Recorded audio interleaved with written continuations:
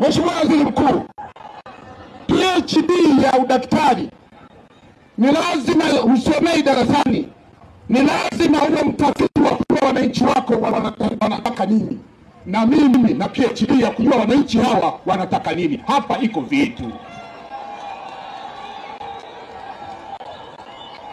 Mheshimiwa Waziri Mkuu, mpaka wakati fulani nimemwambia tukiwa pale kwenye mkutano, tumepata ambulance mbili hapa mpya mbili, mpaka nikawaambia wananchi wangu wa Makambako, mkoa wa Njombe tuko 800,000 na ushehe, mkoa mzima. Madiwani hawa ni waipelekwa kwenda kujifunza Kahama, wilaya ya Kahama wako 1,000,000. Kwa hiyo nikawaambia wananchi, kazi kwetu tuhakikishe tunazalisha wa kutosha watoto, ili Makambako tuwe kila mahala tunapata huduma.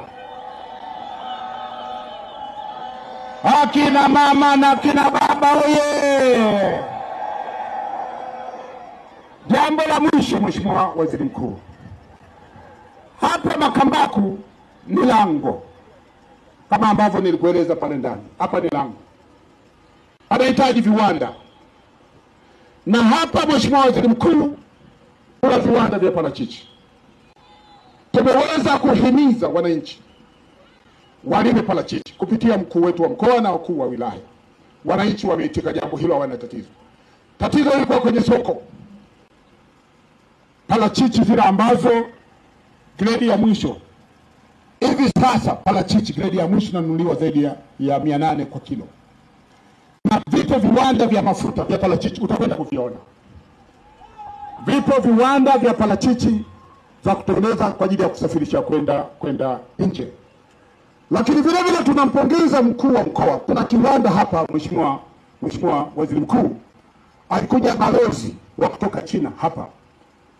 Tuna kiwanda ilipokuwa nakuja maeneo fulani hivi pale Ikeru, cha kutengeneza chuma, cha kutengeneza magari hapa.